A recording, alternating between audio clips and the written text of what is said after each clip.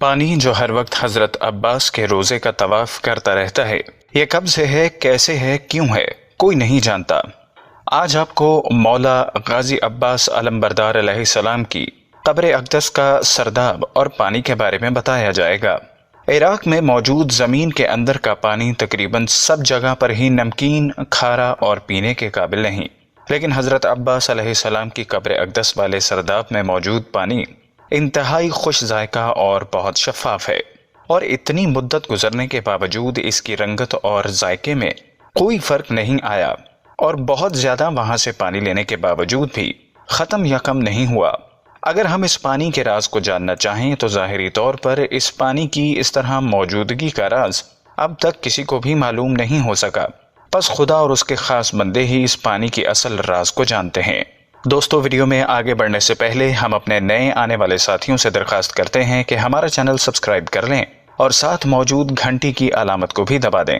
جیسا کہ پہلے بتایا گیا ہے کہ عراق میں موجود زمین کے اندر کا پانی تقریباً سب جگہ پر ہی نمکین، کھارا اور پینے کے قابل نہیں ہے، لیکن حضرت عباس علیہ السلام کی قبر اقدس والے سرداب میں موجود پانی انتہائی خوش ذائقہ اور بہت شفاف ہے، اور اتنی مدت گزرنے کے باوجود اس کی رنگت اور ذائقے میں کوئی فرق نہیں آیا، اور بہت زیادہ وہاں سے پانی لینے کے باوجود بھی ختم یا کم نہیں ہوا۔ ہو سکتا ہے کہ کربلا کے میدان میں شدید پیاس کے باوجود بھی حضرت عباس علیہ السلام نے پانی پر قبضہ کرنے کے بعد اپنے آقا حسین علیہ السلام اور ان کے اہل و عیال کی پیاس کو مد نظر رکھتے ہوئے پانی نہیں پیا تھا، لہٰذا اس مرتبہ شاید خود ہی پانی حضرت عباس علیہ السلام کے پاس چل کر آ گیا ہے۔ اس پانی کے بارے میں گفتگو کرنے سے پہلے ضروری ہے کہ پہلے اس سرداب کے بارے میں کچھ بیان کیا جائے۔ حضرت عباس علیہ السلام کے روضہ مبارک کا ایک سب سے اہم حصہ سرداب ہے، جہاں حضرت عباس علیہ السلام کی حقیقی قبر اقدس موجود ہے۔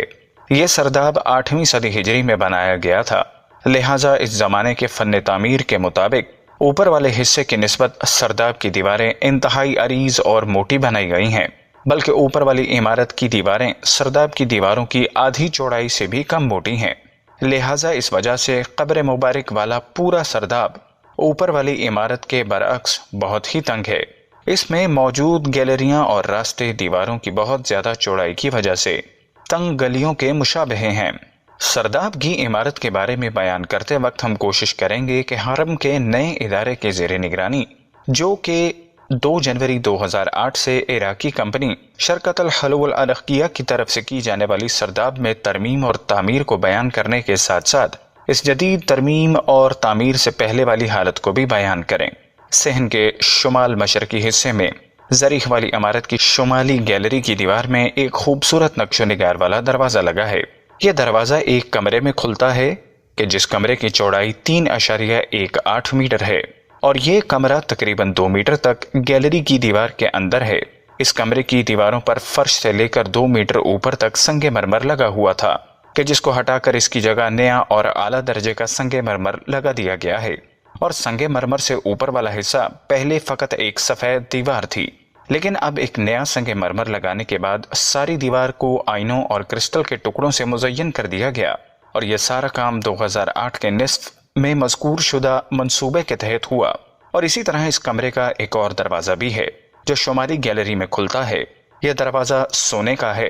یہاں پر پہلے چاندی کا دروازہ لگا ہوا تھا، کہ جس کو 2007 میں تبدیل کر دیا گیا۔ اس کمرے کے تقریباً درمیان میں زمین میں ایک لوہے کا دروازہ ہے۔ یہ دروازہ اس راستے پر کھلتا ہے جو سرداب کی طرف جاتا ہے۔ یہ راستہ 8 سیڑھیوں پر مشتمل ہے۔ 8 سیڑھیوں کے بعد سرداب کا فرش شروع ہوتا ہے۔ اس راستے اور سرداب کے سارے فرش پر سنگ مرمر لگا ہوا ہے۔ سیڑھیوں سے اترنے کے بعد 4 میٹر لمبا اور 1.38 میٹر چوڑا راستہ شروع ہوتا ہے۔ اس 4 میٹر لمبے راستے کے ختم ہونے کے بعد زریح والی عمارت میں موجود گیلری کا سرداب والا حصہ شروع ہوتا ہے، جو چاروں طرف گھومنے کے بعد سرداب کی ابتدا والے راستے پر ختم ہوتا ہے۔ اوپر والی گیلریوں کے نیچے سرداب میں بھی گیلریاں ہیں۔ ہم ان کو سرداب والی گیلری یا سفلی رواق سے تعبیر کر سکتے ہیں۔ سرداب والی گیلری کافی تنگ ہے، اور بعض جگہ اس گیلری کی چوڑائی میں غیر محسوس سا اضافہ بھی محسوس ہوتا ہے۔ سرداب میں موجود گیلری کی چوڑائی 1.27 میٹر سے لے کر 1.38 میٹر تک ہے۔ سرداب والی گیلری میں بعض جگہ قبریں بھی ہیں۔ اور گیلری کی جو دیوار حضرت عباس علیہ السلام کی قبر اقدس کے قریب ہے، اس میں محراب نما طاق بنے ہوئے ہیں۔ بعد میں ان کے سامنے دیوار بنا کر انہیں بند کر دیا گیا تھا، لیکن مذکورہ منصوبے کے تحت اس دیوار کو ختم کر کے نئی دیوار بنائی گئی ہے اور اس دیوار میں سوراخ رکھے گئے ہیں۔ سنگ مرمر لگانے کے بعد سرداب کی گیلری مزید 10 سینٹی میٹر تنگ ہو گئی اور یہ سنگ مرمر بھی مذکورہ منصوبے کے تحت ہی لگایا گیا تھا۔ سرداب میں بنے ہوئے محراب نما طاقوں کی تعداد 13 ہے اور یہ سب پیمائش میں ایک دوسرے سے مختلف ہیں۔ ان میں سے 2 سرداب کی شمالی گیلری میں ہیں، ان میں سے ایک ہوا کے لیے بنائے گئے شمالی روشن دان کے مشرق میں ہے اور دوسرا مغرب میں ہے، اور 3 محراب نما طاق مغربی گیلری میں ہیں، ان میں سے 2 ہوا کے لیے بنائے گئے۔ شیخ عباس 36 سال تک علمبردار کربلا حضرت ابو الفضل العباس علیہ السلام کے حرم کے خادم رہے ہیں۔ ان کی عمر 74 سال ہے۔ انہوں نے حضرت عباس علیہ السلام کی ضریح کے ارد گرد جاری پانی کے بارے میں تشریح کرتے ہوئے کہا کہ پہلے 2 چشمہ سرداب مطہر کے موجود تھے۔ 400 سال پہلے یہ پانی یہاں موجود تھا جب پائپ لائنوں کا وجود نہیں تھا۔ پانی ایک طرف سے نکل کر دوسری جانب بہہ جاتا تھا۔ اس پانی کا مزہ معدنی پانی سے بھی زیادہ خوشگوار تھا۔ اس سرداب کی سیڑھیاں تھیں، لوگ اس پانی سے تبرک کے طور پر استفادہ کرتے تھے۔ یہ پانی سردیوں میں گرم اور گرمیوں میں ٹھنڈا ہو جاتا تھا، لیکن خدا سے بے خبر ایک شخص آیا اور اس نے حضرت عباس علیہ السلام کے حرم کی دیواروں میں دراڑ پیدا ہونے کا بہانہ بنا کر کہا، میں امتحان کرنا چاہتا ہوں کہ یہ پانی کہاں سے آ رہا ہے۔ بعد میں وہ دونوں چشمے غائب ہو گئے اور پھر ان میں سے پانی جاری نہیں ہوا، لیکن 2 مہینے بعد پانی پھر سرداب میں آ گیا اور اس پانی سے نابینا آنکھوں کو شفا ملتی تھی۔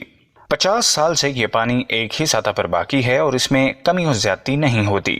شیخ عباس نے کہا کہ اگر پانی 10 دن تک کسی جگہ رکا رہے تو وہ سڑ جاتا ہے، لیکن یہ پانی عروضی دروازہ بند ہونے کے باوجود گلاب کی طرح معطر اور خوشبودار ہے۔